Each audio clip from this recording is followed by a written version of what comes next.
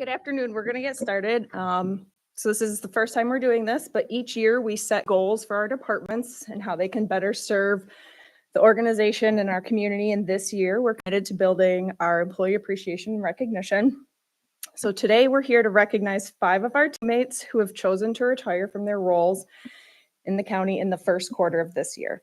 So among those 5, there's a combined total of 92 years of experience that's leaving. Yes. So yeah, right. We do greatly appreciate the commitment each of you has made to your department and the county as a whole. So we're going to take some time to individually recognize each of you. Unfortunately, our first individual couldn't be here today, but we'll go ahead and we're going to start with Donna Rice. So Donna Rice is retiring after 15 years working as a social welfare examiner at Department of Social Services. She's noted by her team as an exceptional worker and an exceptional person. They highlight many qualities, including her professionalism, reliability, empathy, and generosity. Her knowledge and the extent she will work to provide clients with the best possible outcome was evident when a letter was received from an individual's family. This letter praised Donna for her efforts and truly appreciated what she did for that family member. And to quote her supervisor, Donna's presence makes the workday a better one, and I, her coworkers in this agency, will feel her absence when she retires. So all the best to you, Donna.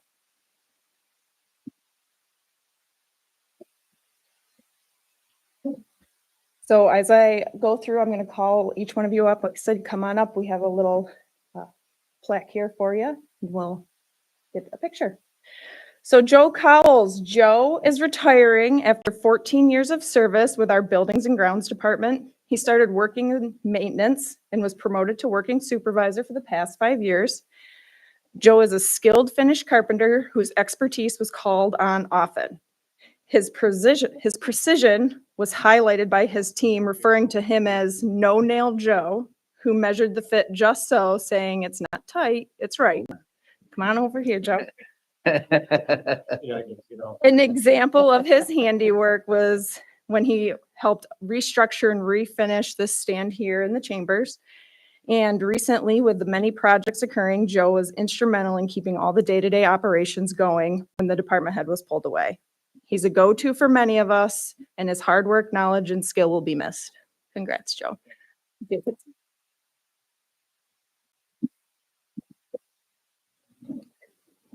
you. You can. And Joe built this case as well for the quilt. Yes. Okay.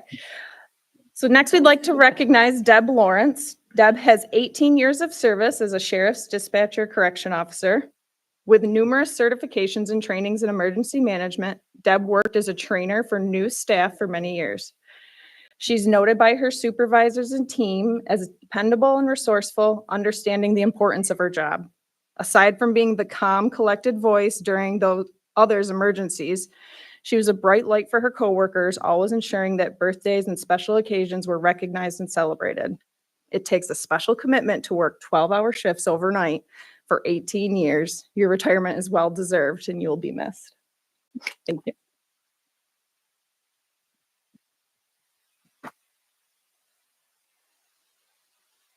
Sure. All right, and next we would like to recognize Marianne Vargulik, who has 28 years of service providing high-quality care to many Lewis County residents throughout her time here at the county. Marianne has been an operating room nurse, a home care nurse, and most recently spent 12 years as a communicable disease nurse at Public Health. Marianne is a very knowledgeable and detail-oriented nurse who received many compliments from the New York State Department of Health for her thorough disease investigations and timely follow-up. In 2015, Marianne was recognized as a nurse of distinction. Her extensive knowledge and work ethic has made her an excellent mentor to new staff, and her work here in Lewis County has been greatly appreciated. Thank you, Marianne.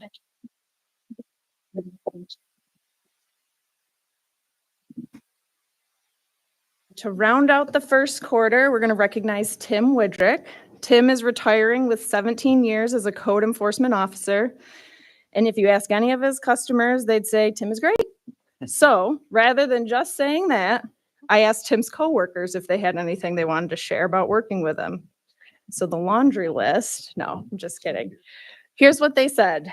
Having been a contractor prior to working here, I was able to work with Tim on both sides of code enforcement. As a contractor, I found Tim to be a reasonable officer without compromising requirements of building code and laws. Tim did his job without having to force it. He seemed to make sense of why things are required to be a certain way. I appreciated that, and it's one of the many reasons he's well liked by all. Tim was equally as helpful in the office. He was patient with repeated questions and had logical answers, and more importantly, he helped us understand that he was glad to offer an answer to the questions, but it was more important for us to find our own way. When Ben was hired to take over, it was enjoyable to watch them work together. Tim was mindful to update as many open items as possible to provide for a clean slate, and he helped us get a running start, which has served our office well going forward. Thanks, Tim, on behalf of this office. We miss you, but we are glad that you were able to retire and enjoy the next chapter of your life. Good luck and blessings from Ward, David, Benjamin, Jonathan, Ed, and the most important person in the office, Anne. Congratulations.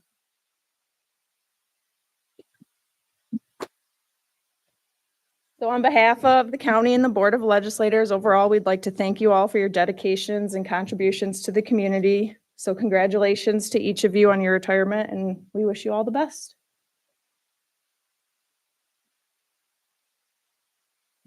Beautiful.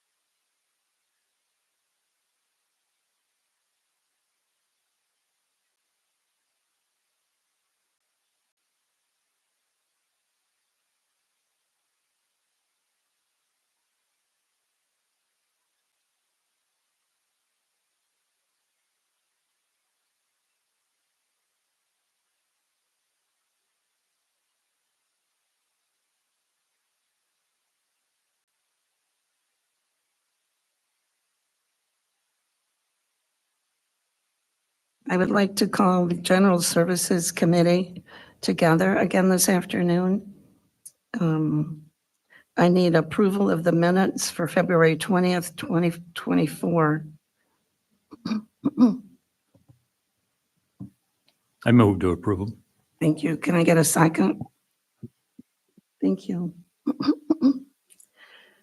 At this time, we're going to have a presentation on our solar eclipse event, which will be on April 8th, 2024, from Robert McKenzie, Director of Fire and Emergency Management, and Kristen Achter, Director of Lewis County Chamber of Commerce.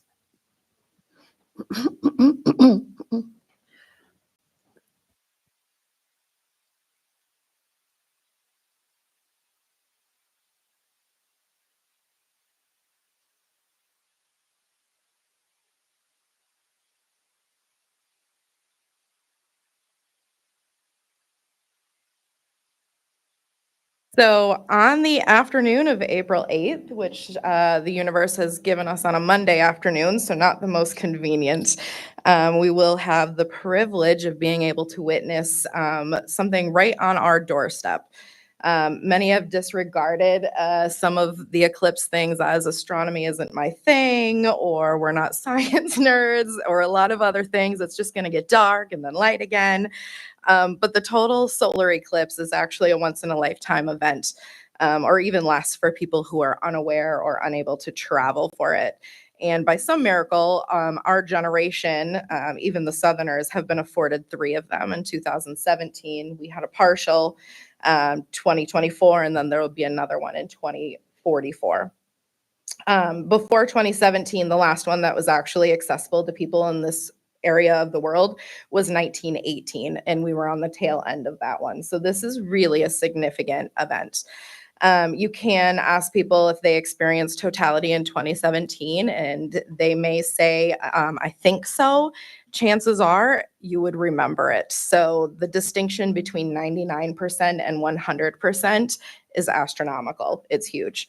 At 99%, you can kind of see that the moon is covering part of the sun. You put on some glasses and you say that's cool, and you're moving on after 30 seconds. During the few minutes, 3 minutes, I believe, and 22 seconds or somewhere around there of 100% totality that we are going to have, you actually don't need to have the glasses on technically when it's totality, because it is blocking out all of that. And then what happens is you'll be able to see all of the things that the sun actually does every day that you can't see because it's too bright. So thousands of visitors are anticipated coming here. Do we have a guess? No, not even close. A lot of people, when we talked to them in Kentucky, I reached out to a few places that hosted the events down there during 2017. They experienced a lot of shortages for supplies and resources. So that was us trying to get ahead of it a little bit and this time around. So we have people coming here. It's going to be amazing. And where Naturally Lewis and myself fall into this is tourism. This isn't the end goal. It's great that everybody's coming here for this event, but we want them to come back again at a future time when there isn't totality going on, and try our hiking trails, try our biking, our paddling, etc. Jump on the ATV trails or go snowmobiling if they haven't heard of that already. So that's kind of our role in all of this. What we are doing is we are branding the experience as totality on the tug. Total eclipse of the park was already taken. Everybody tried to do something fun with the name, and this is what we came up with. So sorry if you don't love it. We are hosting a namesake event and partnering with local businesses and organizations to leverage those external dollars that are coming in for our own local growth, both for that particular day and for future events. We have a business resource kit on our website for people to take a look at. We're encouraging businesses who may not typically be open on Sundays and Mondays to consider it. We can't guarantee that, it'll be a great day for business. However, chances are very high that we are going to have an influx of people. The Totality on the Tug event is partnered with Naturally Lewis, obviously the Lewis County Ag Society, Laval Free Library, and the William H. Bush Memorial Library. And we have pre-order only merchandise on the website. We're not going to have any that day, so order it ahead of time if you want, just for people to have to take with them. Yeah, in the grand scheme of things, it's just, this is such a rare event, and we were placed on a planet where this is even possible if you think about it in the grand scheme of things. So for it to happen a few times in a century on our planet where we're going to be able to see this on a great scale is really exciting. So there's a lot of people that are excited about it. If you have any questions, you know where to find me. And if you don't, Ryan does. So and that's all I've got.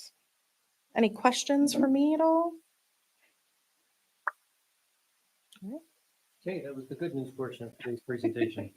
No, actually, I seriously, I'm not going to give you all bad news. It's just give you some awareness as to why this is such a big deal. The state's been looking at this for a year. That's why it's been hyped up so much. If you look at the upper corner of this particular photograph, that is 2017, and that was the traffic that was going through, I believe it was central Tennessee. And this is a rural area of Tennessee. So you can kind of see what the potential that exists for this to be a big deal.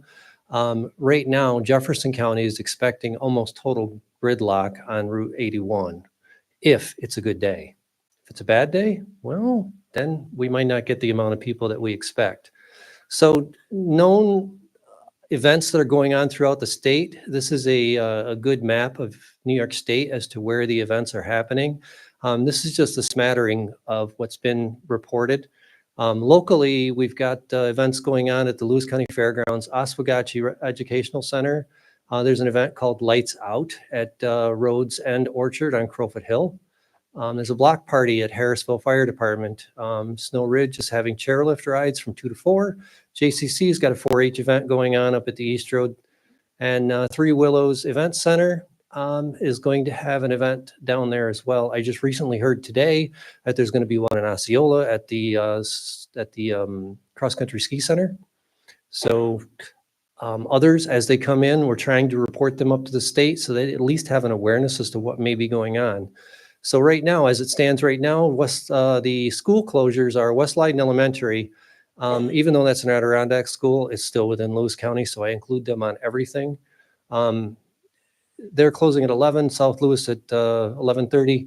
Level Academy just reported a half day. Beaver River at 12:30, Copenhagen at 12 o'clock, and Harrisville reports a half day. Harrisville is discussing right now having an event up there at the school as well. But I believe that that's ultimately been moved over to the fire department at this point, and they're just calling that a block party. So I've been keeping track of this for just about 6 months now. The Edge Hotel currently stands at lots of room, only a few rooms booked. Ridgeview is reporting 22 of the 63 rooms are booked, and Turn Highlands, all 6 rooms are booked. If you follow the state, they've been saying that every single hotel in the area is locked up and there's absolutely no room at all. We have room in Lewis County, and that's the reason why I highlighted that. I would like that to go out. I'd love to see our hotel rooms booked, and I'd love to see people come here. That's where we stand right now for bookings, and that's as of yesterday. So what's the plan? My plan is to try to control the chaos, and we do that through waiting to see how many we actually get to come here, and then we deal with it accordingly as far as how the roads go and whatnot. So with traffic, our areas of concern are going to be State Route 177 because of what they've got going on up in Jefferson County right now at the park. The Sheriff's Department's going to be fully staffed with 1 extra up in Harrisville. 2 extra now in Harrisville. Okay, all right. And Lowville PD reports that they're going to be staffed fully. As far as emergency services go, fire is going to be normal operations. You call, we haul. And EMS is normal operations, but LSR is planning to put on 1 extra crew, and that's mainly because of the event that they're having over at the fairgrounds. The Lewis County Fire Police Task Force reports that they will be available for the day should they be needed for additional assistance in guiding intersections and making sure that things go smoothly. So the weather is actually the wild card for that day as to how many people are going to be here and how many people are not going to be here. We're optimistic that it's going to be a good day. However, statistically, the day has been cold and overcast. There's always a chance for snow, which is going to really throw a monkey wrench into things, especially if we get a good old-fashioned lake effect event, which has been known to happen that time of year. And if it's a warm, sunny day, we may actually get more than we could even dream that we've ever expected before. So we're keeping this on our radar. We are aware of what's going on, and we're just going to continue to monitor it until the day of the event. So are there any questions for me?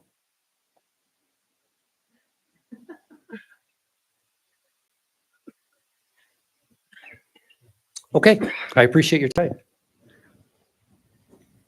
Thank you, Kristen and Bob.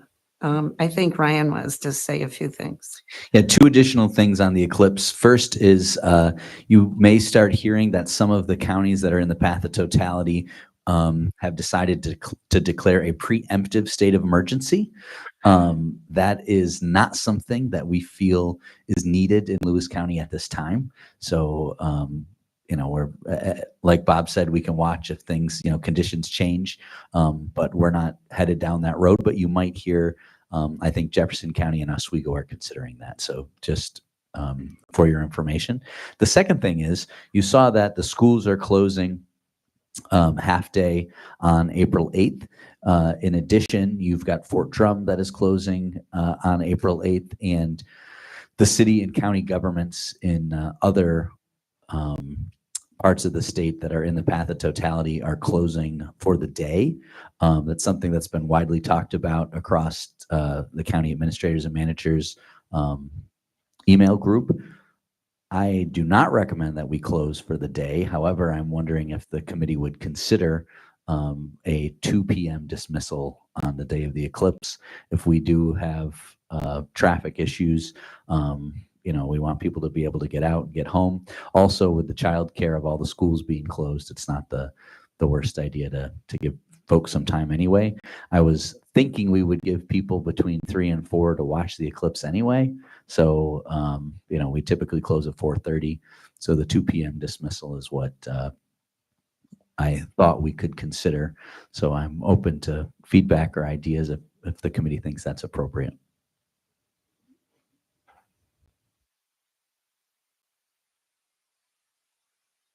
Any comments or concerns?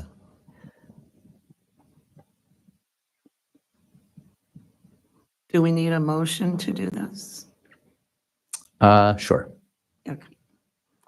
I would like to make a motion that we close or do an early dismissal at 2:00 on April 8th for the eclipse.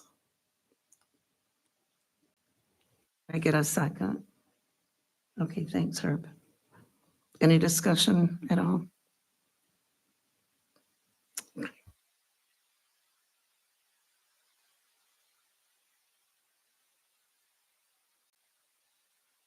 Andrea, you need to call vote. Roll call vote. Oh, I'm sorry. All in favor? Aye. Aye.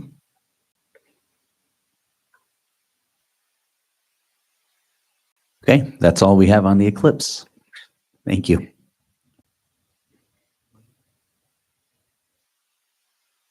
Okay, Cassandra, we're ready for resolutions, please.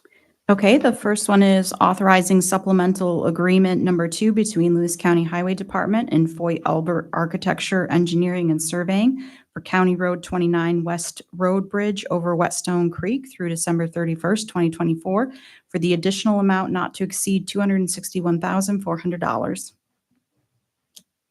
All in favor? Any nays?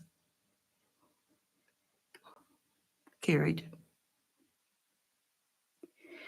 The next one is awarding bid and authorizing contract with Prentice and Carlisle Management Company for the term of April 3rd, 2024 through April 30th, 2026 in the amount of $22,000 payable for the harvesting of timber at Huff Memorial Forest in New Bremen.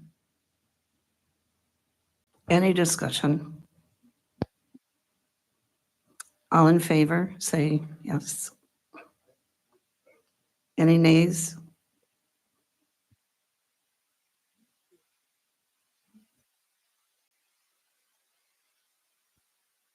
Now I have a motion I would like to read.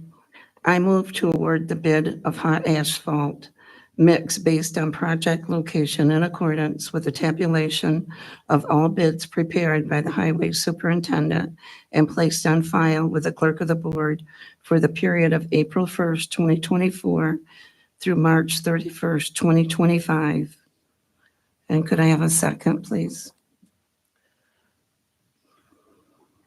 I'll second that. Any discussion? All in favor? Any opposed? I have another motion. I move to award the bid for pavement markings to K&T Striping LLC in accordance with the tabulation of all bids prepared by the highway superintendent and placed on file with the clerk of the board for the period of April 1st, 2024 through March 31st, 2025. And could I have a second? I'll second Thank you. Andrea, is the goal here to try to get this done in the spring? We're hoping mid-June. Yes, I believe it is.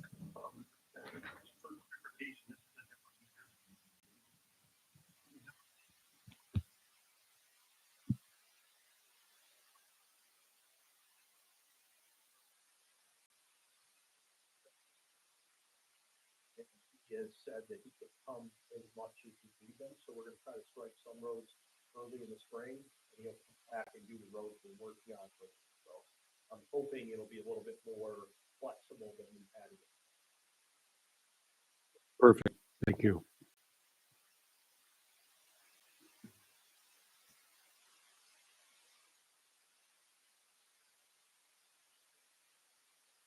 All in favor? Say aye. Any nays? Motion carries. And is there any other business that we need to discuss? I would ask for a motion to adjourn our committee meeting, please. Thank you. Do I have a second? Thank you.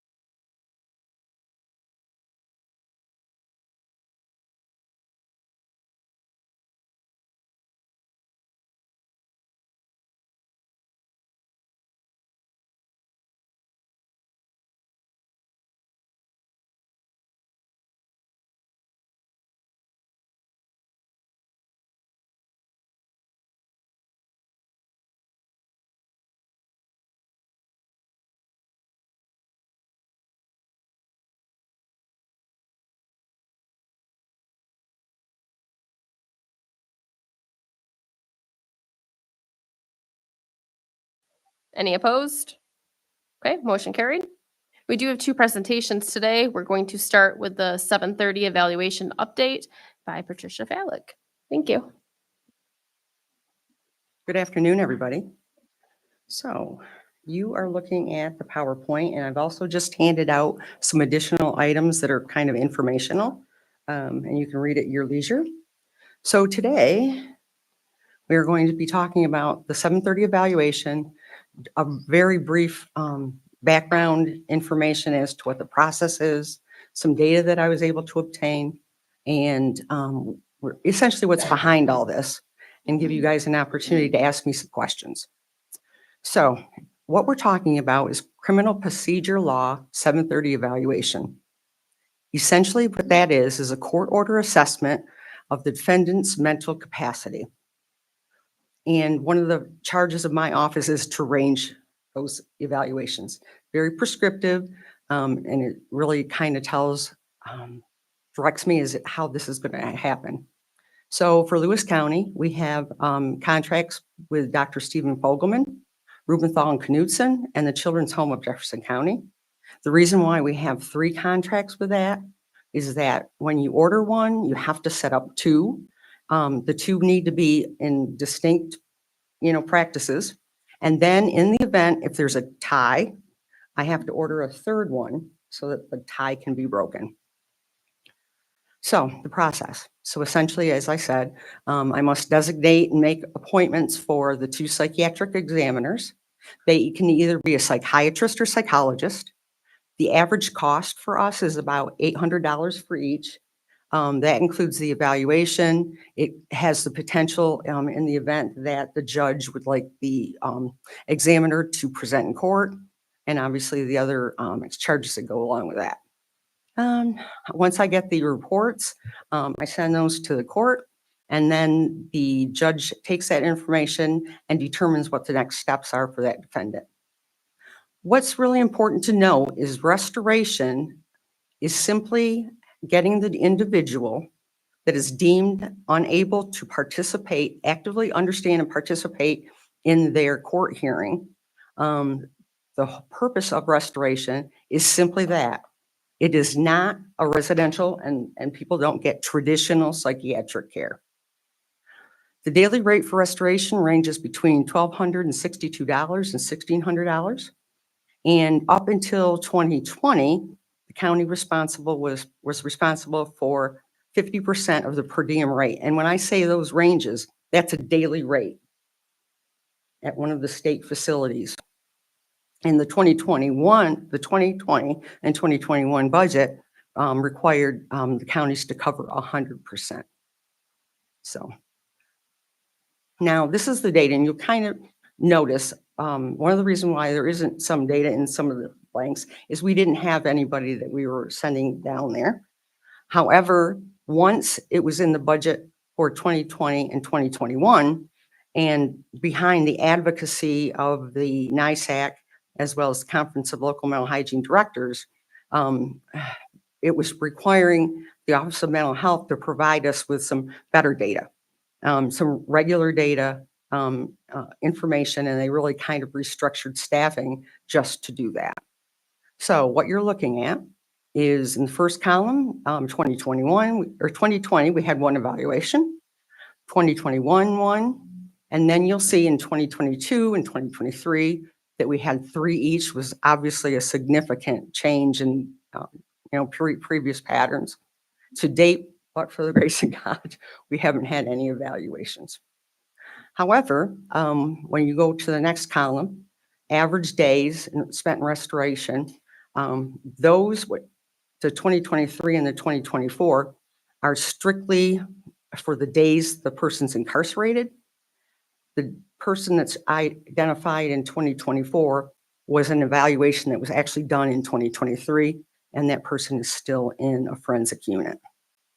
So total spent, when you see at the final column, 2023, that was the total that the county spent.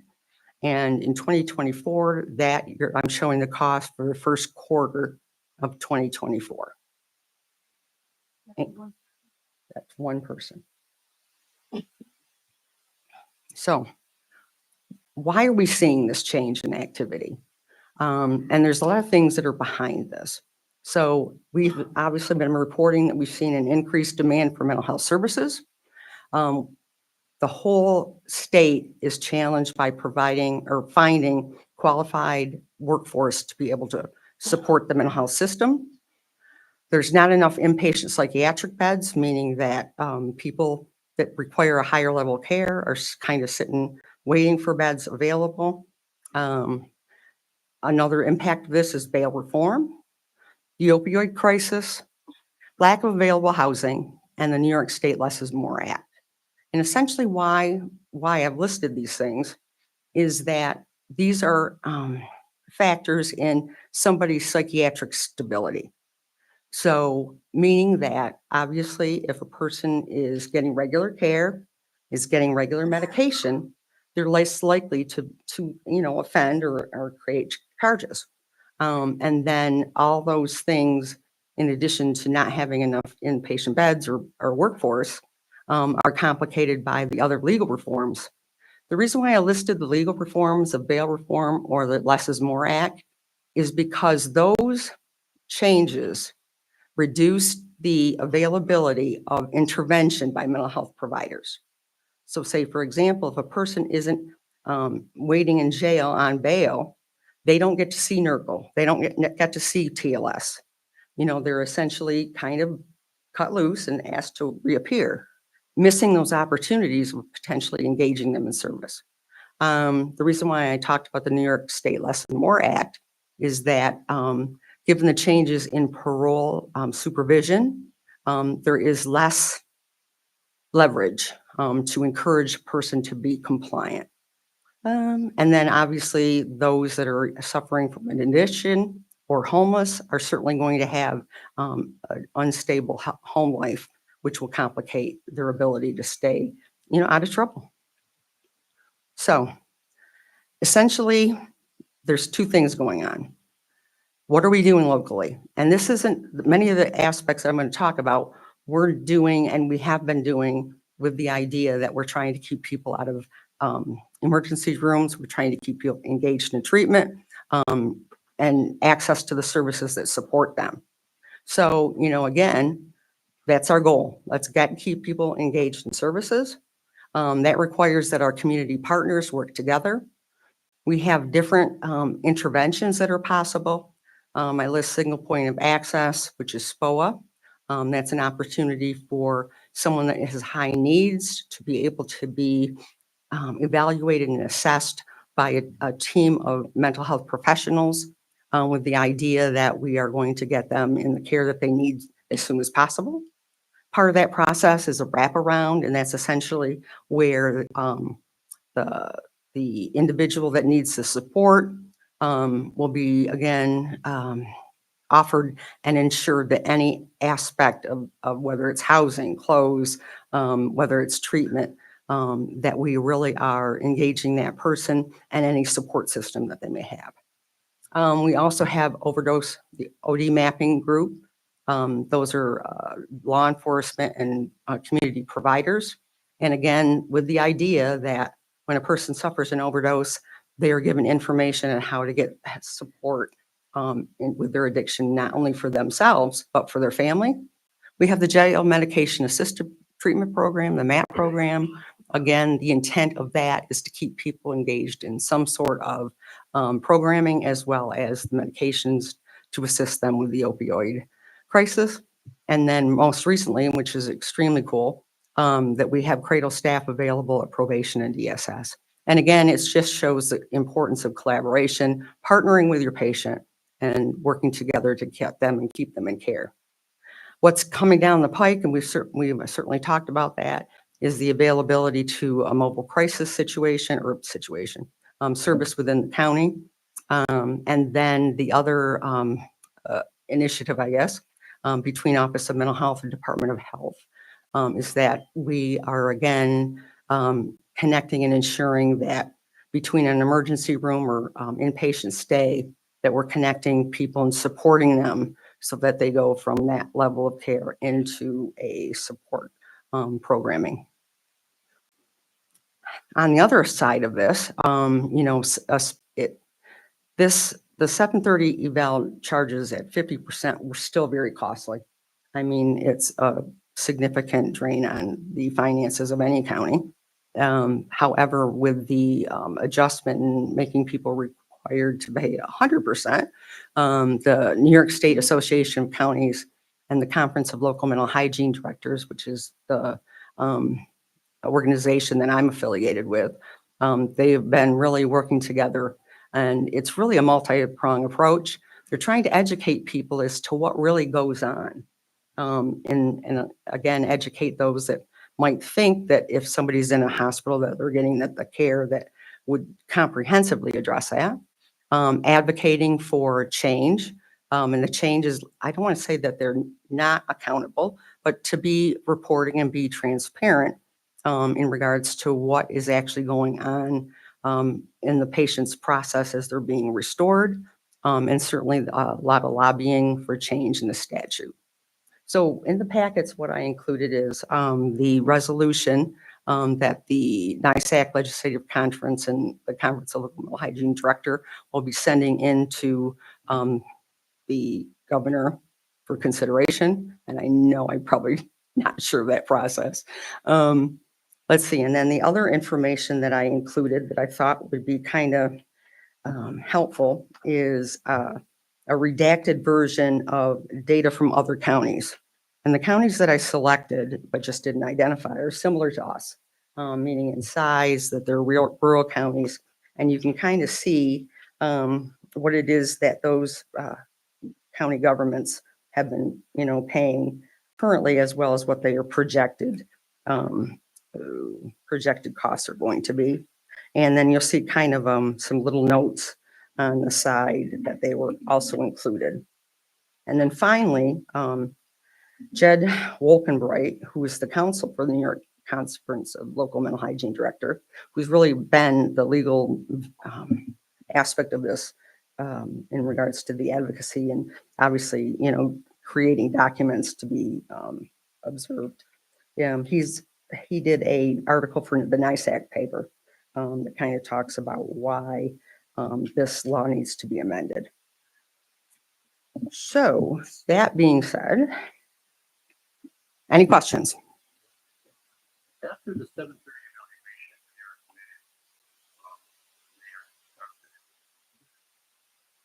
What is the county's responsibility after they have been deemed competent and released? Is the county still responsible for these individuals in the system, or as far as mental health, physical health, whatever, or are they deemed competent enough to stand for themselves and we don't participate with them anymore? Well, I think that we are not responsible after their stay. So, essentially when the person has been deemed restored, the court is then notified that the person will be released, and whatever I don't know, depends, I guess, their circumstances of what kind of supervision that they might have for the probation or parole. But typically the only time I hear about them is I get the final bill, because it's really two separate processes that I'm kind of like in the middle of and then not necessarily included. In the perfect world is that in the event that, and I will acknowledge that, some of the evaluations that I set up are persons that are known to me.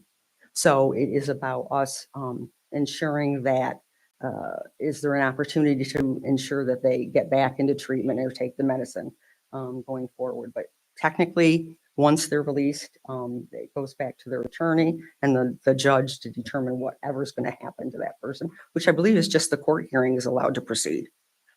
I think that's part of the frustration, is that the Office of Court Administration really has the authority in determining, when these folks are ready to come back for trial or face, their sentences.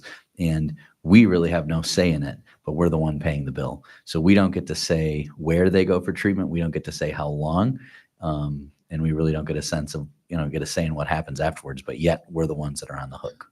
So that's part of the NISAC argument.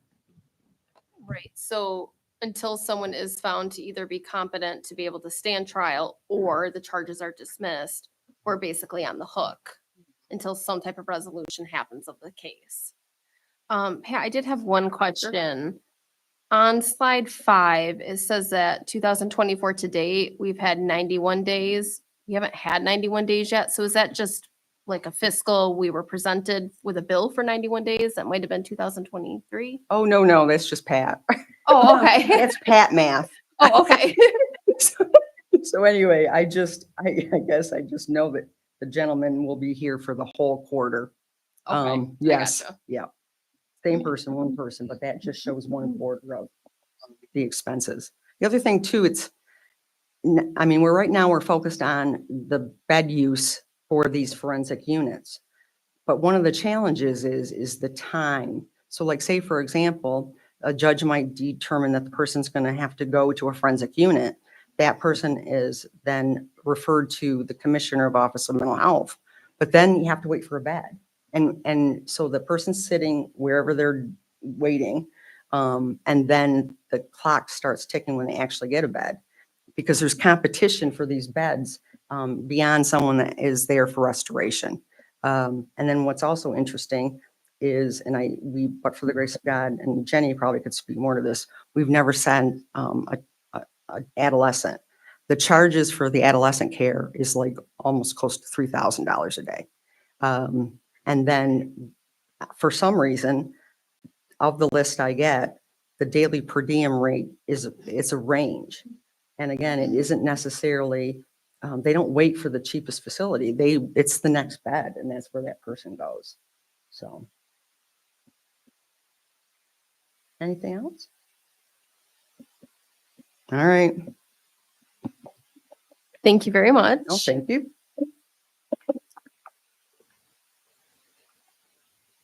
Okay, so we do have one other presentation today. It is going to be on childcare. So I would invite Jenny Jones, Cassandra Buell, and Kathy Bodor up here to do a presentation. Thank you. Yep.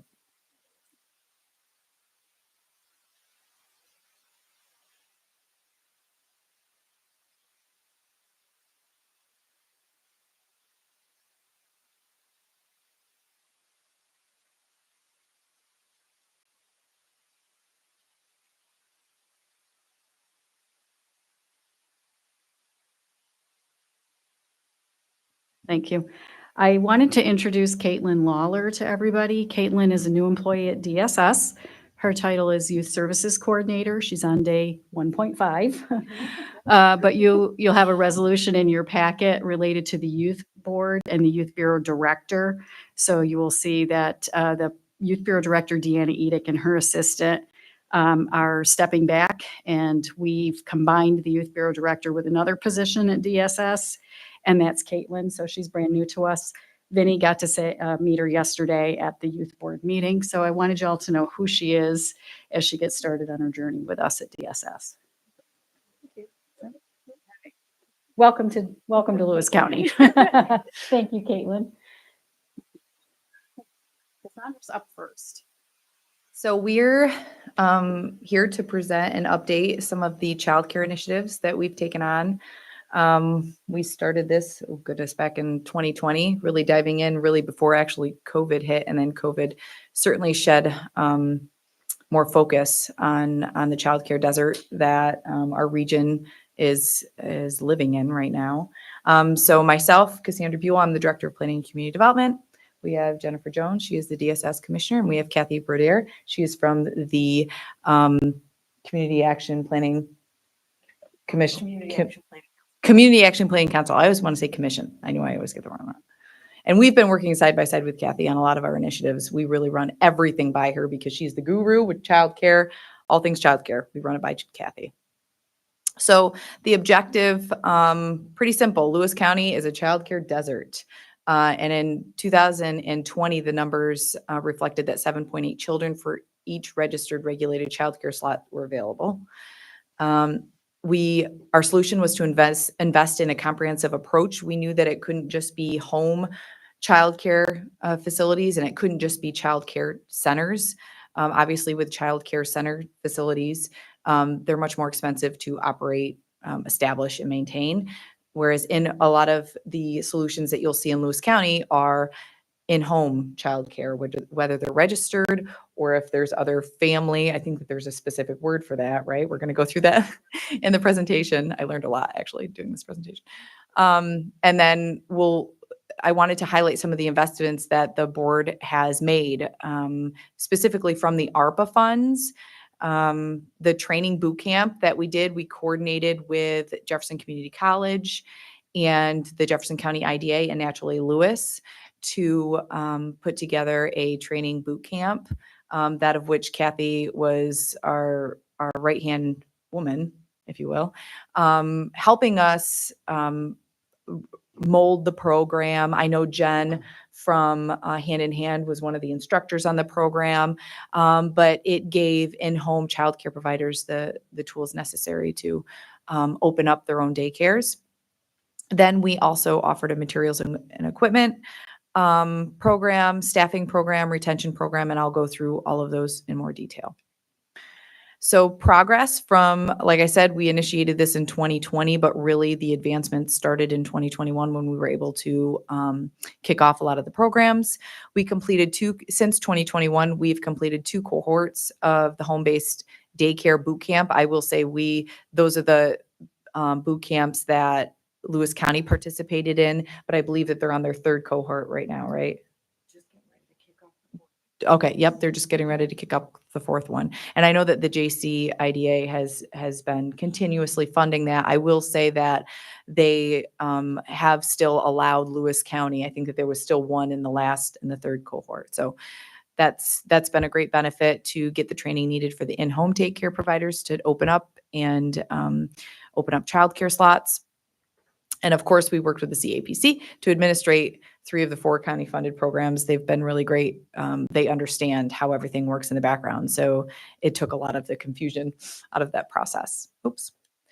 2023 to 2024, I would consider these more current actions because there's items that we're wrapping up and working on. So we assisted hand in hand with Northern Border Regional Commission catalyst application for very close to $3 million. I mean, it was some change, less than $3 million, but they received the highest grant award in the New York area. So that was really great because childcare was finally considered an infrastructure project. So they received that award, and right now we're working on the expansion to the Lowville facility and satellite locations at the schools in Harrisville and South Louis. And then future developments, we want to continue to work with school districts to explore the expansions of the center-based childcare that are really hard to just start from scratch.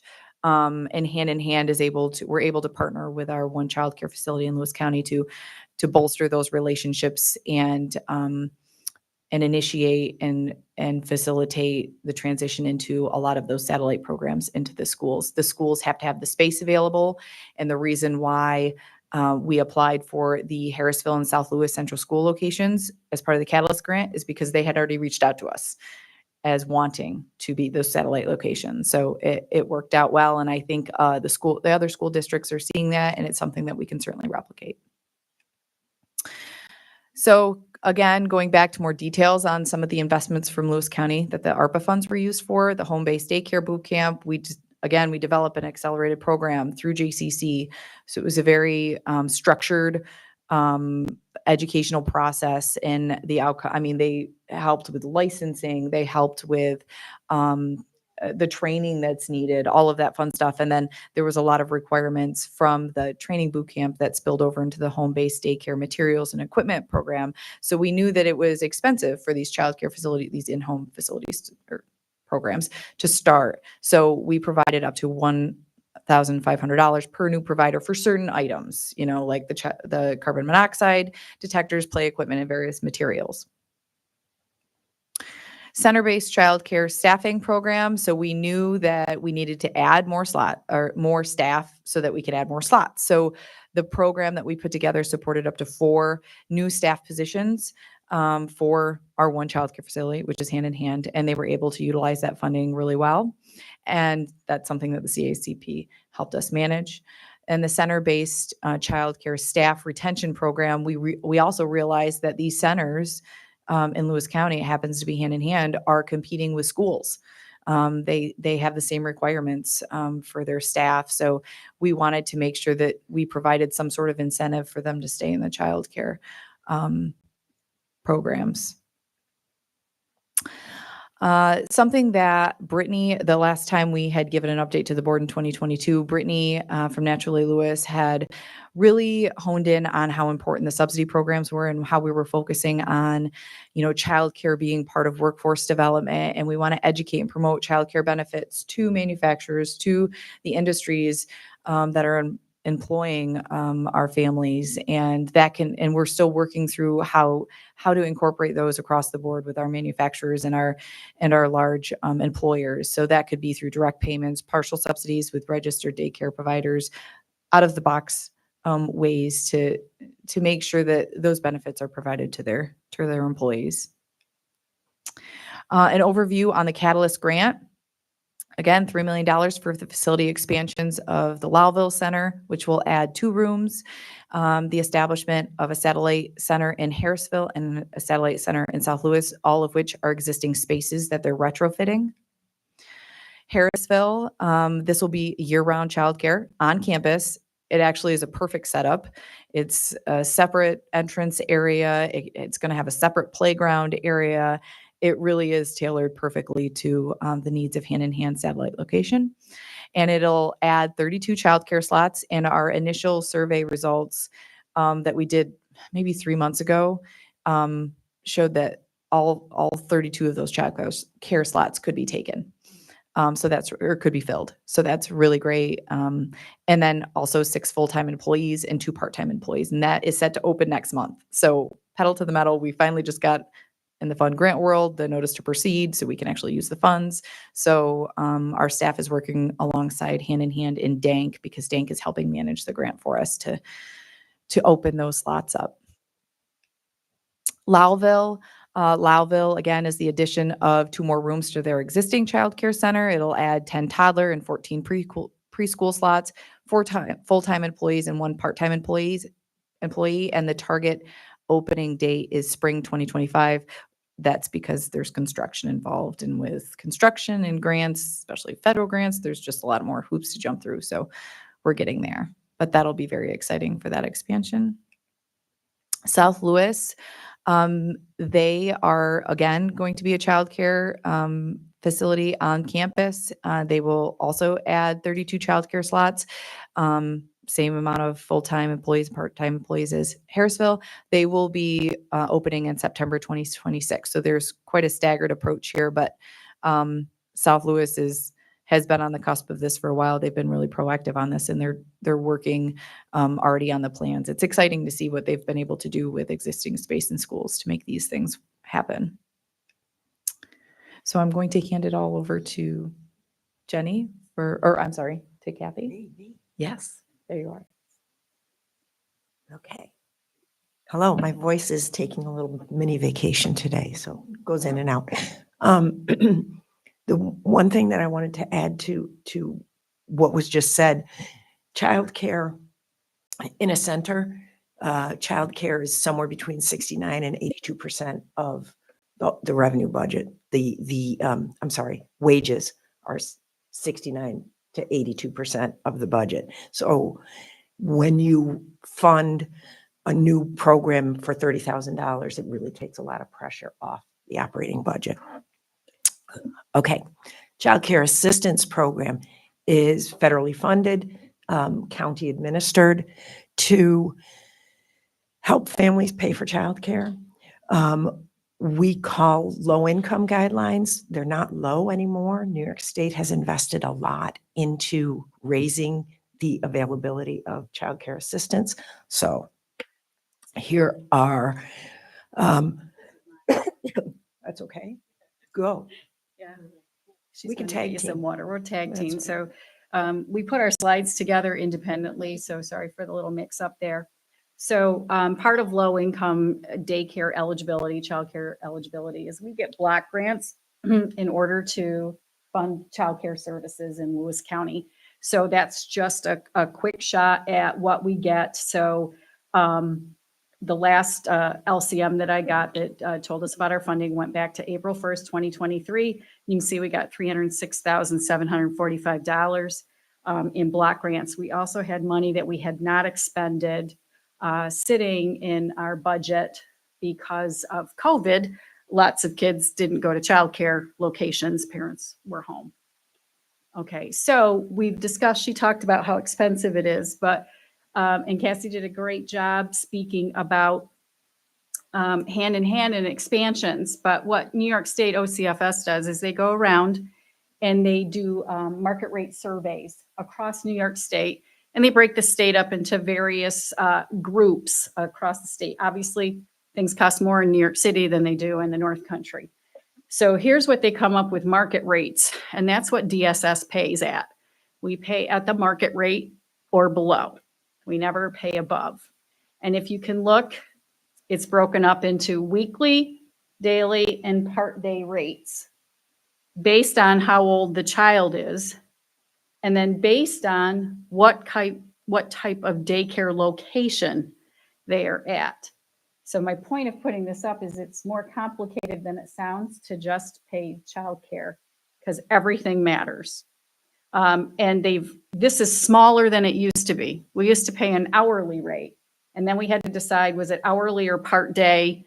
And there was somewhere around 2.5 to 3 hours. We would switch from an hourly rate to a part day rate. So you can see what those cost.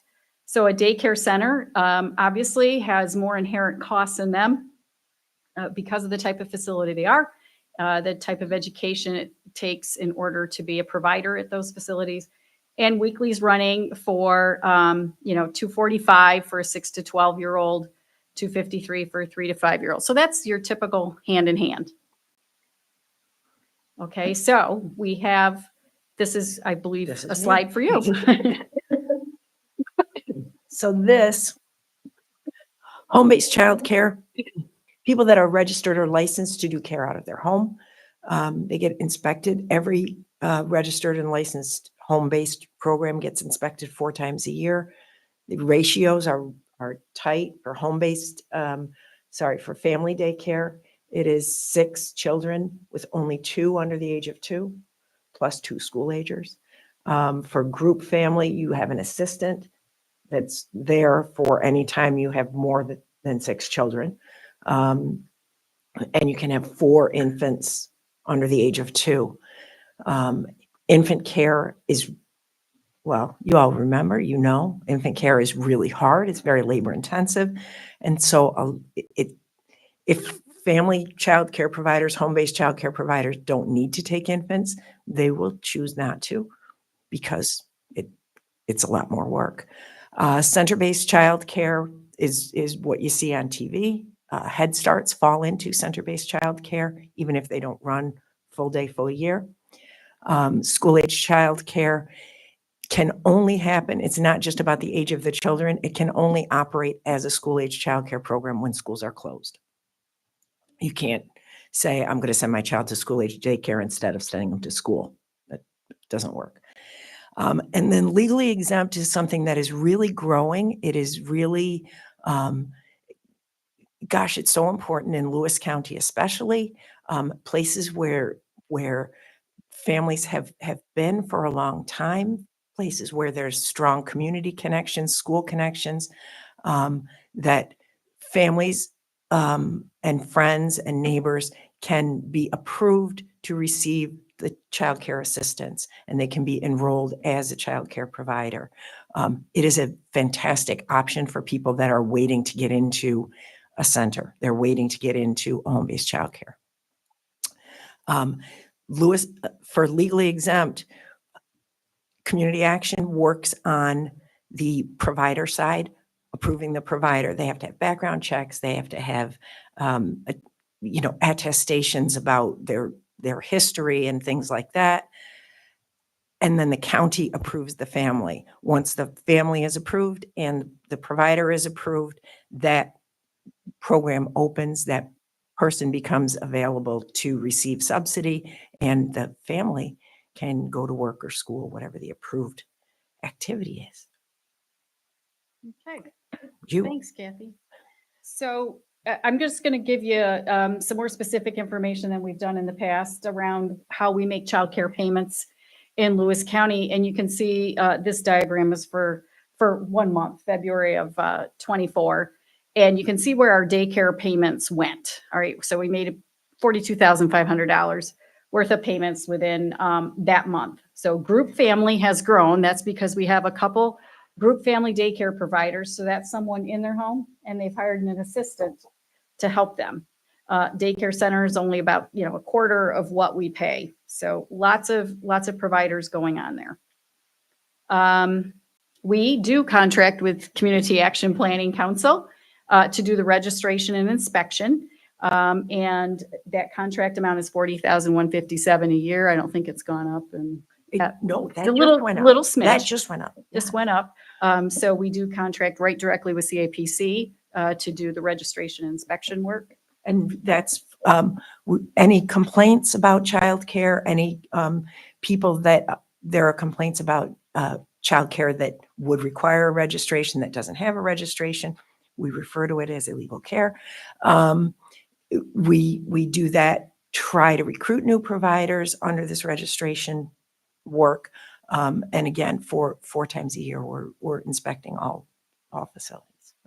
And CAPC is on site at DSS 2 days a month, 4 days a month now, trying to help people. So typically what happens is someone wants assistance paying for childcare and they might want legally exempt.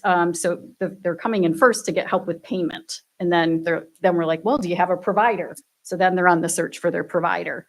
So people need help finding them or, getting someone that they know registered. Okay. So when somebody comes in and they're looking for a provider, we offer free referrals to registered and licensed programs. We do not refer to legally exempt providers because that's really an agreement specific to a parent and a provider. But we give people ideas. Have you talked to people at your church? Have you talked to people in your neighborhood? Who do you know at work that has childcare? Cost of care is high. You saw the reimbursement rates have gone up for the Child Care Assistance Program. Cost of care is really high, but truthfully, there's just not enough care at any price. It is difficult for anybody that can pay anything to find a registered or licensed spot. And then going back to, oh gosh, look, legally exempt is a better option for families because it can be very responsive to particular needs. Plus your family and friends, perhaps your mother, your aunt, your sister that's home with her children can take care and is willing to work a little bit later. You don't have to pick up at 5 o'clock. She'll be there till 7. So.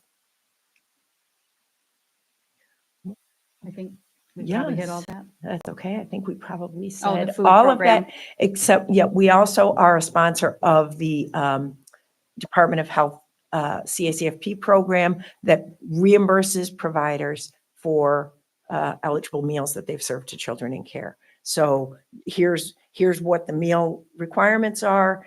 You show us that you're doing these meals and serving these meals, and we send checks to you every month. And again, inspecting 4 times a year for compliance reasons.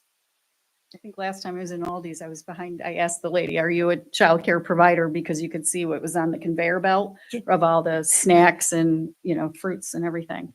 So. And then this is where specifically you come in when support for families, support for childcare gives you, we can get more people to work and have more opportunities. There you go. Thanks, Kathy. So in 2023, we paid about $333,000 out to local providers in our community for childcare services. That number will be larger in 2024, and I'm going to go into why. So you can see since October of 22, we've gone from serving 63 children to 105 children, and that number is probably larger today than when I put this slide together. And we had 32 families, but now we have 53 families receiving childcare assistance. So why is that? because New York State has recognized that childcare is a crisis, or lack of childcare is a crisis. So they've increased the income eligibility guidelines for families. So you can see, say, let's take just a typical family of 3, mom, dad, 1 child. Your income can be up to $83,370, and you would qualify for low-income subsidy childcare. All right, and you do that paperwork through DSS. There's a few things, parameters around that. We don't provide childcare to children over 13, but there's certain exceptions to that. I work at DSS for a long time. There's exceptions to everything. And people have to be working at least 10 hours a week and making minimum wage. That sounds easy, right?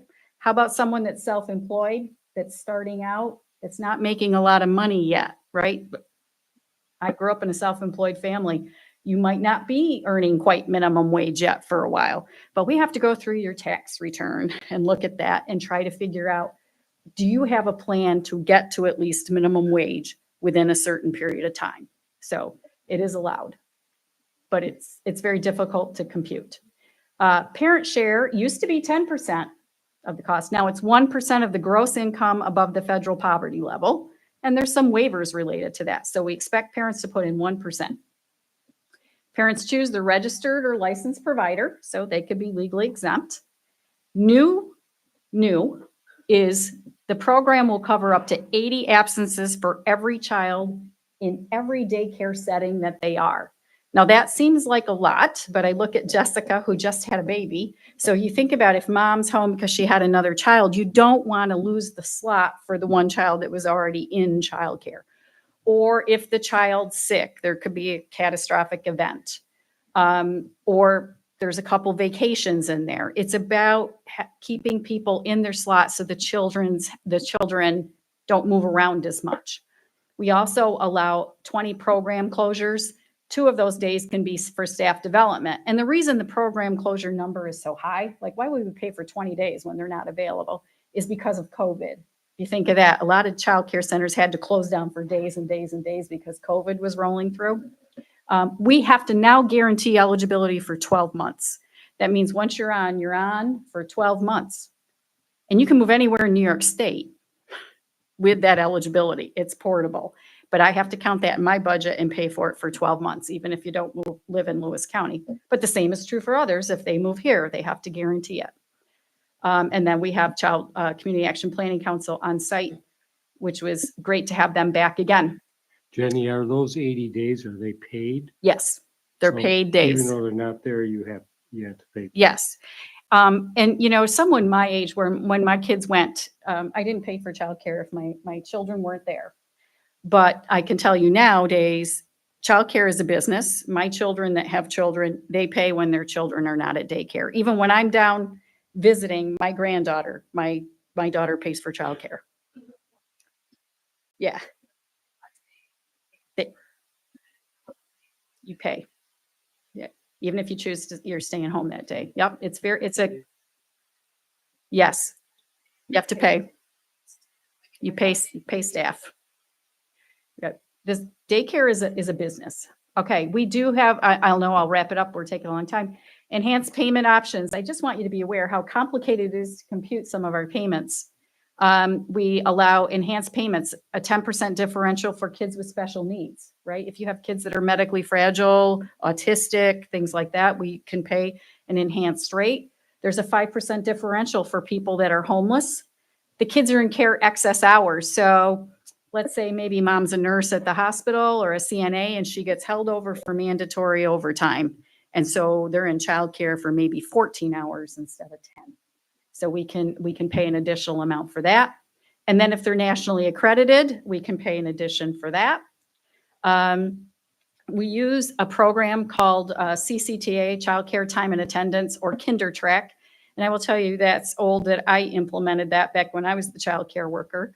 Providers can submit timesheets online or on paper. Most of our providers nowadays are submitting us electronically, thank goodness. DSS eligibility staff must enter a schedule for each child in each family. So think if you have, one kid at home and one kid's in school, you've got to enter the school schedule, you've got to enter a different schedule for the other child. And then what if they use more than one daycare provider? Because a lot of people do. They might use grandma as legally exempt on one day, but they go to hand in hand the next day. So all these schedules have to get put in and monitored all the time against the time that's submitted. So our fiscal department then gets involved reviewing all the timesheets against the schedule. You saw the market rates, part day, daily, and weekly, all of that, all the time. We pay twice a month. These are small businesses, so we pay our providers twice a month. We will be implementing direct deposit in 2024, and that's a statewide review. We do childcare fraud. For anybody that's wondering, we pull 2 cases per month and review for fraud. Other program information that you might not know, separated households can each get childcare assistance. So if mom and dad are separated, they have a kid in common, we look at both households, both of those incomes. So if it's a 50-50 split, they might both get childcare assistance at different locations with different schedules. Foster parents in Article 6, we look at the child income only. And if you think for a minute, why would child have income? Social Security, SSI, right? So we don't look at the foster parent income for that. Adoption subsidies, SNAP, healthcare worker bonuses are all exempt from us looking at income. We don't look at income for those. Households can use multiple providers, like I said. We have, if a parent works at the childcare provider, special rules apply. Let me give you an example. Mom works at Hand in Hand, and she wants her child to go to Hand in Hand. They can't be in the same room. Otherwise, she is not eligible for childcare assistance. And then childcare subsidy. This is a new thing for us. We can use this in child protection services related to child safety. So even if the parent is not working and we have concerns about the safety of that child, we can work with that parent to put them in a provider for childcare to help monitor the safety. And we can pay for it out of that block grant that I showed you earlier. So this is the slide that was supposed to be removed. We didn't do 394 applications last year, but we did several. I do expect that number to increase. We will probably be spending maybe around $60,000 this month. New York State wants us to keep building that program as large as possible. Childcare does affect workforce, as Cassie mentioned. So we're on the move. We already have applications from families that will be using the Harrisville Hand in Hand site and working those up for eligibility. So any questions on that?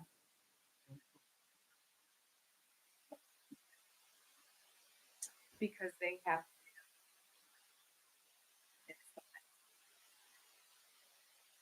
So they're gonna get, they have to, I forget what it is now, but they have to move whatever's in those areas now to another area because there's space there. But first they gotta fix that area. It's like the third project as part of the capital project, so it'll wrap up right before the grant wraps up. So we're paying more providers than ever as well. So there's a lot more. There was someone in Lewis County that did them, the grant themselves for the child care desert grant funding through OCFS, and they were awarded $40,000 to open a center in their house. So they were successful with that. So we continue to pay more and more people. So it's a great program and the eligibility is really expanded. So applications are available on our website, or you can call and we'll mail you a paper one. So applications, we do ask a lot of information, but it's well worth it in the end for sure. Thank you. Does anyone have any questions? So I think we'll move on to the draft resolutions. Cassandra? The first one is appropriating $150,000 in community services account line from contingency for current and ongoing care, maintenance, and examination services to patients in New York State Office of Mental Health psychiatric facilities pursuant to county criminal or family court orders. Any discussion? All in favor, say aye. Any opposed? Okay. Calling for the state fiscal year 2024 and 2025 enacted budget to include reforms to 730 defendants and the return to a 50-50 share between the state and county for the costs of restoration placed defendants. I know we went over this earlier, but is there any discussion? All in favor, say aye. Okay. Any opposed? Okay. Transferring and appropriating $33,000 in the Stop DWI account line from Stop DWI reserves to be used for a probation Stop DWI vehicle, which was included in the 2024 capital budget and will be paid for using a combination of county capital funds and Stop DWI funds. Any discussion?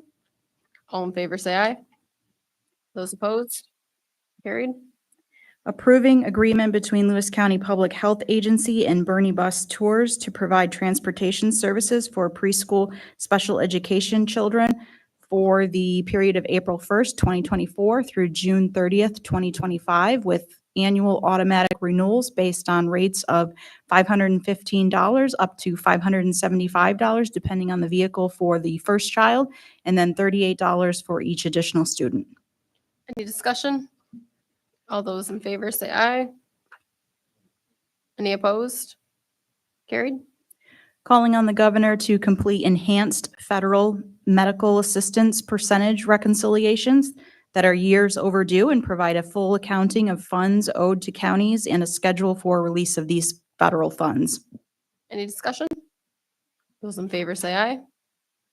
Anyone opposed? Carried. Opposing the governor's state fiscal year 2025 budget proposal to shift more costs to counties by mandating higher spending for child welfare services in the flexible funding for family services block grant. Any discussion? Those in favor say aye. Any opposed? Carried. Urging the governor and legislature to become true partners in addressing homelessness by focusing on standard of need, which must include the restoration of 50-50 cost sharing for safety net programs, and provide actual brick and mortar solutions by making permanent housing the central focus. Any discussion? All those in favor say aye. Any opposed? Carried. Urging the New York State governor and legislature to ensure that local social service commissioners are directly involved in discussions to reduce costs in the Medicaid program. Any discussion? Those in favor say aye. Any opposed? Carried. Appointing Caitlin Lawler as the Lewis County Youth Bureau Director effective April 3rd, 2024 for the term of her employment. This is what Jenny was introducing us to her earlier. Any discussion? All those in favor say aye. Any opposed? Carried. We don't have any motions. Does anyone have a need for an executive session? Okay, anything someone would like to put? Does anyone have something they would like to put forward? Okay, so I will make a motion for an adjournment. Do I have a second? Okay, all those in favor say aye. Opposed? We're adjourned.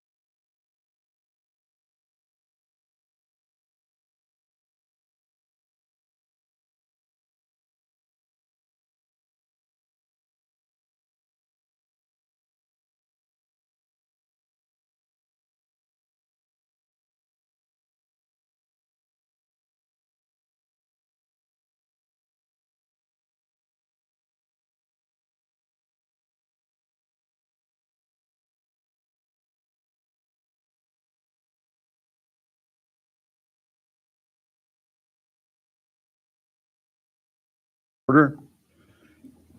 First thing is, unless there's any changes, make a motion that the minutes get approved as written. Minutes stand approved. Presentation, we have a data collection for the towns by Candy Aiken, Real Property and Tax Director. Candy?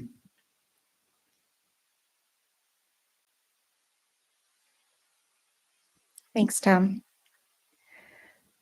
Okay, so last year I had done a presentation for the board regarding the data collection and tax assessor positions that were in the budget, and I thank you for approving those. At this time, we do have a full-time data collector hired. She is experienced. She's currently working in part-time in the town of Diana as their town data collector. So we're able to start off right out the door, right out the gate with having her going around and data collecting for towns. So the sooner we can get some towns on board with this service, the better.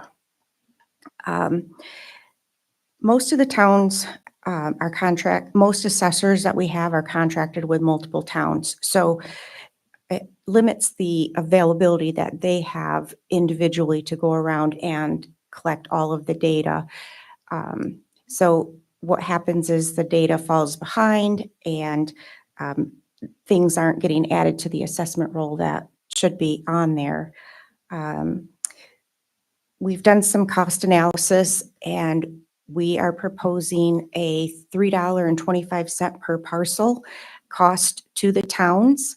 That, based on our calculations with fringe benefits and employee cost, vehicle costs, we're estimating that if at $3.25 per parcel, that would be a 25% county cost and a 75% town cost. If on the back of the sheets that I handed out is kind of a breakdown of the towns, how many parcels they have, what the cost would be at the $3.25 per parcel. So taking that based on the employee costs, what the potential revenue would be if we did the whole entire county, the cost would be roughly $27,500 for the county and $82,500 for the townships. Now that's if we had 100% participation. The cost is higher because if we did go with 100% participation, we would have to have another data collector on hand as an employee. But for now, we're starting out with one in the hopes that we'll get some towns on board and enter into agreements with us to start collecting their data. I have had a lot of interest from some of the towns so far, so hopefully they will be in agreement with the dollar amount that we have come up with. Two of the towns have lost assessor data collectors to retirement, and we have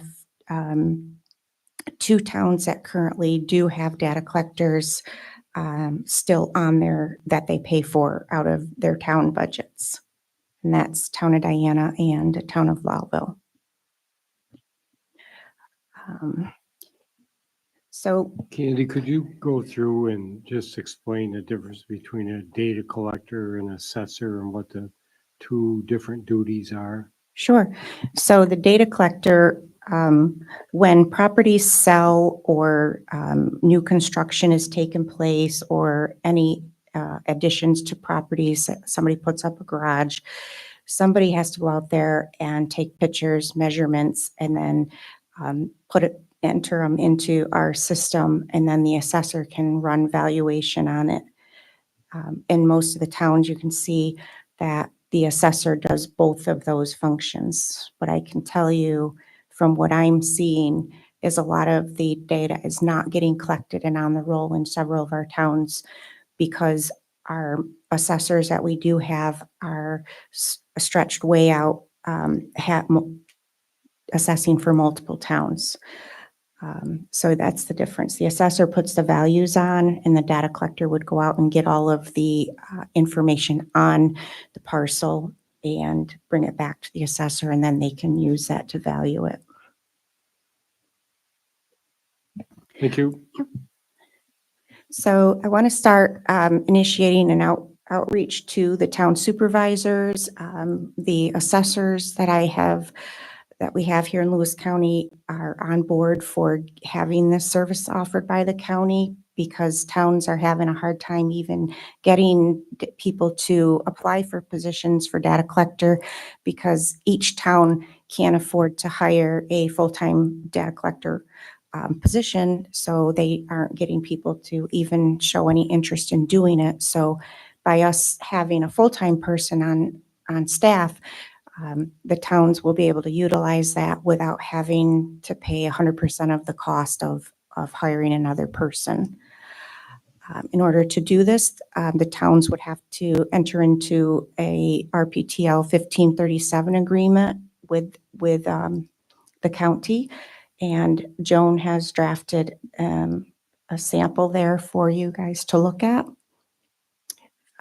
One good thing, our office, we have building and codes right in the courthouse. So if there is a question about construction grade or things like that, the data collector has that resource readily available. We do get building permits delivered to our office from codes once a month. So we already are seeing what is there. And by looking at what we're getting in and what is actually ending up on the roll in the current year, is two different sets of numbers. So we are missing out on a lot of taxable value. So the more up to date the data is on the file, the more taxable value that for the county, for the towns, villages, everybody involved. So if you attend board meetings, I am going to be putting together a one-page flyer brochure type to hand out to the different towns. So if you go there and you want to encourage them to look into this service, I would appreciate it. Any questions? You said you've been in contact with the towns. Have you got any feedback about the 325 cost per parcel, or if they're amiable with that? We have not spoken about that to any of the towns. This is the first it's been. But we did look at the towns that are currently paying for data collection, and it's within that range of what current towns are paying. Okay, thank you. All right, thank you very much, Candy. Then next, we have an open slot to discuss our health insurance plan, which we've had several meetings, or not several, a few different meetings on. Not sure, Ryan, do you have some information or? Sure. So we shared some things via email over the last couple of weeks. And first of all, I'd just like to say thank you to the committee and all the legislators that have taken their due diligence and taken this issue very seriously. We did get a quote from Excellus. If we were to go fully insured, I shared that via email. I do have copies here today as well. We will be sharing that quote. In fact, we may have already shared that quote with our health insurance group, which includes union representatives. So we're looking to make sure that we have complete transparency on that type of data. Just for the record, I know a lot of you guys have seen this, but a fully insured quote from Excellus effective June 1st, 2024. Unfortunately, our internal self-insurance fund, we're looking at about a 25% increase. However, if we were to go fully insured, Excellus would have increases between 34 and in some cases over 100%. So doubling the cost. For example, the two-person high deductible plan would more than double. And the PPO family plan would go up 40%.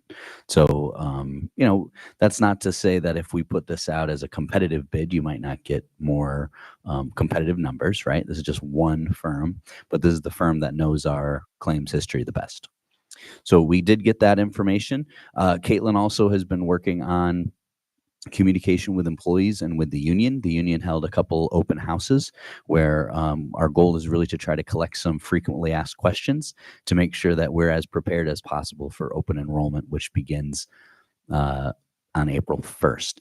Caitlin, anything to add on kind of our process there and what we've got going on with employee engagement?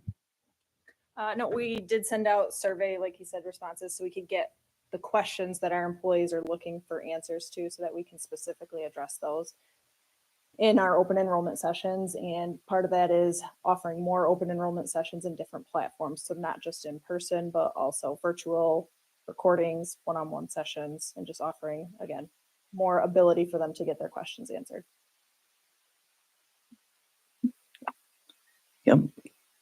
So beyond that, that's all the information that has been shared at this point. So I would turn it back over to the committee where obviously staff is here and Jerry and Jeff from the hospital are here for any questions as well, and Eric.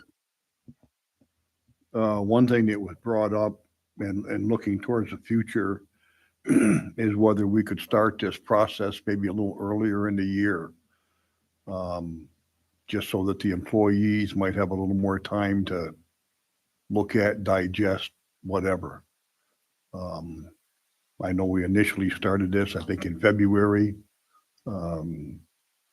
Just something, a thought towards the future. Also looking towards the future again, and some of it would take negotiation with the union, whether we review some of our programs completely. The percentages, what employees pay, what they pay for family. There may just be some thoughts for the future. Whether we, turn it over to human resources or whoever, or we have ad hoc committees work on it and see what we can come up with. Anything else from the committee? None of us like the increase. But as we all know, insurance is somewhat of a nightmare, no matter which one you're looking at. Mr. Chairman, I think an ad hoc committee to definitely look into the future, start planning as soon as possible. Yes, I think that's a great idea. Yeah, it's going to be something we won't be able to necessarily change without union negotiations, but it's something that should be looked at with thoughts towards the future. Anything else? I think we need to start like in June or July. We can't wait till February again to do this. I mean, you're asking to raise it 26%. That's a lot. That's a lot for these people who are only making around $20 an hour. Okay. I have no idea if we could start that early based on actuary numbers, but we could do some research and see when we can start. Whether it's that early or whether it's in the fall, before this time of year. Yeah. So we did actually get right to work last year after the 15% increase, and that's how we came up with the push for the Medicare Advantage. So we have been active, but it hasn't moved the needle quite as much as we'd like, obviously. So I think it's a good idea to stay engaged and, obviously get to work right away. Yeah, it hit us bad the last couple of years. It's something that we should stay on top of I don't know if we can resolve it, but whatever we can do to make it a little bit better. Anything else? Well, I agree, because you figure that according to the actuary table, we only have a 50% chance of getting it right with this. Yep. And we didn't need to do something to improve our odds and help the county employees out in the future too. Definitely. Anything else from anybody? Okay. I guess we'll move on to our draft resolutions. Okay, the first one is authorizing increases to health insurance premiums for the plan year commencing June 1st, 2024 by the following percentages: 26% for the Excelis PPO plan, 20% for the Simply Blue hybrid plan, and 20% for the Simply Blue high deductible plan, in order to ensure plan premium equivalents cover claims and expenses and to stabilize the health insurance fund balance. Any further questions or comments on that? Mr. Chairman, I have to recuse myself from the vote. Okay. Mark that down. Vinny is excused. If there's no further discussion, all in favor say aye. Aye. Aye. Opposed? Barry opposed? Okay. Motion carried. Authorizing licensing and consulting agreements between Shy International Corporation in the County of Lewis effective April 1st, 2024 through December 31st, 2024 for the county's Microsoft 365 account and email system at a cost of $80,000 for licensing and $39,860 for consulting and patch management and remote support software under Ninja One program at a cost of $6,876. Any questions or comments? All in favor, aye. Opposed? Motion carried. Urging New York State to reduce the cost of state mandated programs on local taxpayers. Questions or comments? All in favor, aye. Any opposed? Carried. Awarding bid and authorizing contract between the County of Lewis and Labella Associates to provide professional services for the rezoning of the town of Watson at a cost not to exceed $94,450 with an anticipated completion date on or about October 31st, 2025. Any questions or comments on that? All in favor, aye. Opposed? Carried. Setting a public hearing on May 7th, 2024 at 5:00 PM at the Lewis County Courthouse Board of Legislators Chambers for public input with reference to Round 8 Restore New York funding application for the redevelopment of 6832 McAlpine Street, Lyons Falls, in an amount not to exceed $2 million. Any questions or comments? All in favor, aye. Opposed? Carried. Appointing Gerald Hanlon of Lowell, New York, as a member of the Lewis County Industrial Development Agency Board of Directors effective April 3rd, 2024, for an indefinite term. Any questions or comments? All in favor, aye. Oh, go ahead. When was Gerald on the board of directors before? Do you know the dates? If I were to take an educated guess, it was about 2014, 2015, in that time range. I think he was served for a couple of years. Thanks. Anything else? All in favor, aye. Opposed? Carried. And I would like to make a motion to accept the NYMIR package for inland marine crime and privacy and security cyber liability insurance renewals in the total amount of $269,630.12, effective April 5th, 2024 through April 5th, 2025. I make that as a motion. Do I have a second? I'll second that. Seconded by Jeff. Mr. Chairman, is that a late edition? I don't have that in my packet. Yes, it is a That's late new. edition. Okay, all right. Sorry, that was added to it. From memory, Vince, I think this is about a 6% increase over last year. But also we have a lot more, I'm guessing we have a lot more building coverage because we've rehabbed DSS. And then we have new construction at DMV and the county highway garage. So I would expect that, you know, those increased coverage would be some of that 6%. And I think just to add, I think we got some compliments on our cybersecurity because of some of the stuff that our IT department is doing to help with cybersecurity.